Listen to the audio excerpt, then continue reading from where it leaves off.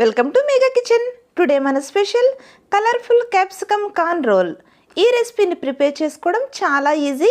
ఎవరైనా కూడా చాలా ఈజీగా ప్రిపేర్ చేసేసుకోవచ్చు. ఇంకా ఆలస్యం చేయకుండా దేని ప్రాసెస్ని స్టార్ట్ చేసేసుకుందామా? దానికంటే ముందుగా మన ఛానల్ని సబ్స్క్రైబ్ చేసుకొని వాళ్ళు ఎవరైనా ఉంటే ఇప్పుడే సబ్స్క్రైబ్ చేసుకుని సపోర్ట్ చేయండి. ఇప్పుడు దీని ప్రాసెస్లోకి వెళ్ళిపోదాం. Let's start the recipe. Stove పై ఒక ప్యాన్ పెట్టుకుని దాంట్లో 2 స్పూన్స్ వరకు ఆయిల్ వేసుకోండి. దీనిలో సన్నగా పొడవుగా కట్ చేసి పెట్టుకున్న ఉల్లిపాయ ముక్కలు 1 కప్పు, అలాగే పొడవుగా కట్ చేసి పెట్టుకున్న yellow capsicum 1 cup, red capsicum 1 cup, దీంతో పాటుగా గ్రీన్ క్యాప్సికమ్ కూడా 1 కప్పుని వేసుకోండి. దీంట్లో ఇప్పుడు టేస్ట్కి తగినంత సాల్ట్ని యాడ్ చేసుకొని వీటన్నిటిని ఇలా మిక్స్ చేసుకొని కొంచెం మగ్గించుకుందాం. ఈ కలర్ఫుల్ క్యాప్సికమ్ అన్నీ కొంచెం సాఫ్ట్గా మగ్గేంత వరకు మగ్గించుకోవాలి. మనం ఇదంతా కూడా దీంట్లో గట్టిదనం కానీ ఆ పచ్చిదనం అవేం ఫ్లేవర్స్ ఉండకుండా కొంచెం సాఫ్ట్ అవ్వాలి.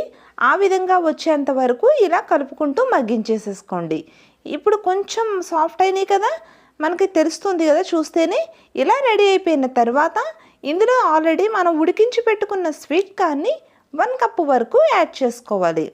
ఈ స్వీట్ కార్న్ కూడా ఇందులో వేసేసుకున్న తర్వాత వీటన్నిటిని కలిపి మిక్స్ చేసేసుకోండి ఒక్కసారి.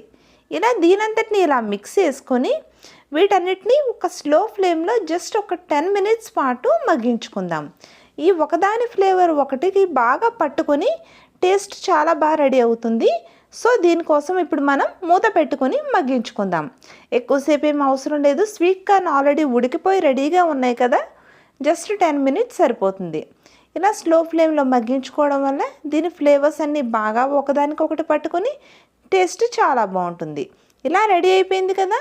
ఇలా రెడీ అయిపోయిన తర్వాత ఇప్పుడు మనం లాస్ట్ అండ్ ఫైనల్గా దీంట్లో ఆమ్చూర్ పౌడర్ని యాడ్ చేసుకుందాం. ఈ ఆమ్చూర్ పౌడర్లోని పులుపుదనం దీనికి చాలా మంచి టేస్ట్ని ఇస్తుంది. ఈ పౌడర్ యాడ్ చేసుకున్న తర్వాత ఒకసారి దీనంతటిని బాగా మిక్స్ చేసేసుకోండి. ఇలా మిక్స్ చేసుకున్న తర్వాత ఇప్పుడు స్టవ్ ఆఫ్ చేసుకొని దీన్ని కొంచెం సేపు పక్కన ఉంచేసుకుందాం.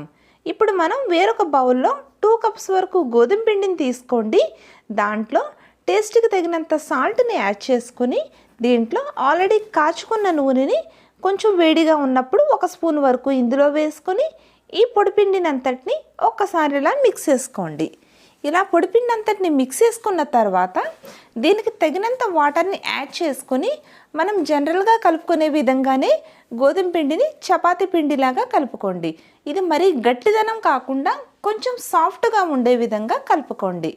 ఇలా గోధుమ పిండి అంతటిని ఇలా కలిపేసేసుకొని చక్కగా మనకి నీట్గా సాఫ్ట్ డవ్ వచ్చేంత వరకు ఇలా రెడీ చేసుకోవాలి.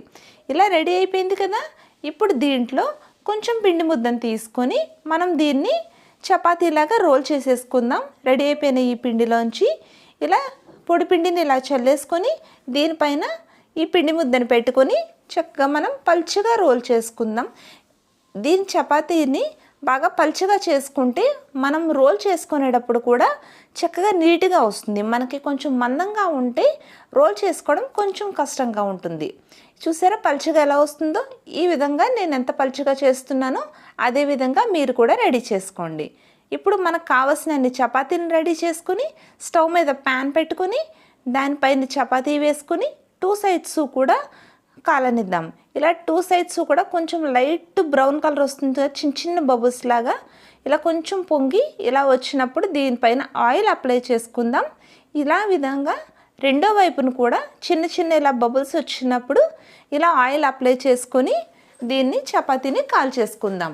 కొంచెం మనకి ఎక్కువగా కాలనివ్వకుండా మీడియంగా కాల్చుకోండి. నేను చూపిస్తున్నాను కదా, లైట్గా కలర్ వచ్చేంత వరకు ఈ విధంగా వస్తే మనకి సరిపోతుంది. ఇదే విధంగా రెండు వైపులా కూడా చపాతీని కాల్చేసుకొని కావలసినన్ని చపాతీని రెడీ చేసుకుని పక్కన పెట్టేసుకుందాం.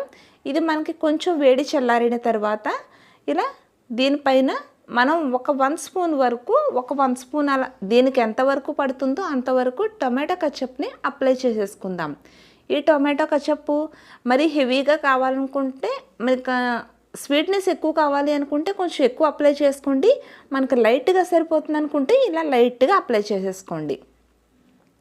ఇలా టొమాటో కచప్ మొత్తం అప్లై చేసేసుకున్న తర్వాత దీనిపైన ఆల్రెడీ మనం రెడీ చేసి పెట్టుకున్నాం కదా క్యాప్సికమ్ స్వీట్ కార్న్ మిశ్రమాన్ని దీనంతటిని మనకి ఎంతవరకు కావాలో అంతవరకు ఈ చపాతీ పైన ఇలా పెట్టేసుకోండి. ఇలా బయటికి వచ్చేసేంత విధంగా కాకుండా లోపల వరకు ఉండేంత విధంగా మనకు కావాల్సిన క్వాంటిటీని దీంట్లో పెట్టుకొని ఇప్పుడు ఈ చపాతీని ఇలా రోల్ చేసేసుకుందాం.